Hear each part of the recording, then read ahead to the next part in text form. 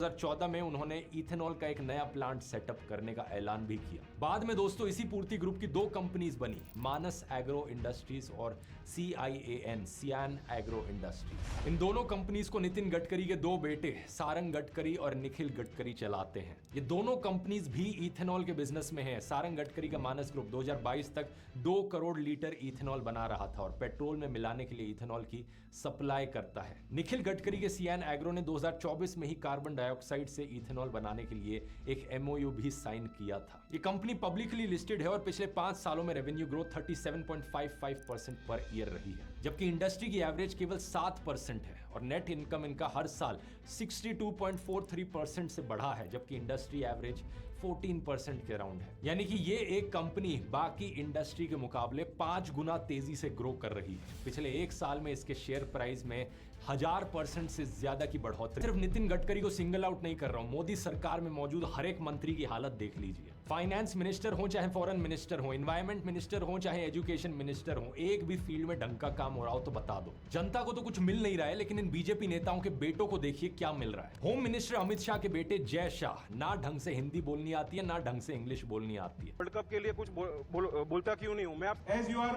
you are knowing that we are living in लेकिन Indian cricket का पूरा control इनके हाथ में दे दिया गया। अक्टूबर 2019 में BCCI के सेक्रेटरी से शुरू होकर आज ये इंटरनेशनल क्रिकेट काउंसिल के चेयरमैन बन चुके हैं। जय शाह का खुद का बिजनेस भी बहुत ग्रो किया है। इनकी कंपनी कुसुम फिनसर्व LLP की इनकम 2014 से 2019 के बीच में 14,925% बढ़ गई। इनकी नेटवर्थ लगभग 25 गुना बढ़ गई, 1.21 करोड़ से लेकर 25.83 करोड़ रुपीस हो गई। और आप मुझे बता दो इन्होंने कौन सी टैलेंट और कौन सी स्किल्स लगाई ये अचीव करने के लिए। इसी तरह देखिए लेट अरुण जेटली का केस, जो कि एक यूनियन मिनिस्टर थे, 14 साल से दिल्ली डिस्ट्रिक्ट क्रिकेट एसोसिएशन के प्रेसिडेंट थे और अभी 2020 से उनके बेटे रोहन जेटली इसके प्रेसिडेंट बन गए। डिफेंस मिनिस्टर राजनाथ सिंह का केस देखिए, इनके बेटे Pankaj Singh cycle federation of India के प्रेसिडेंट है। External affairs minister S Jaishankar, इनके बेटे Dhruva Jaishankar observer research foundation के US हेड है। ये रिलायंस द्वारा सपोर्टेड एक पॉलिसी थिंक टैंक है। लेकिन ये बाप बेटों की कहानी बड़ी लंबी है दोस्तों। कोई और पार्टी होती तो यहां पर नेपोटिज्म और करप्शन स्कैंडल्स की लाइनें लग जाती,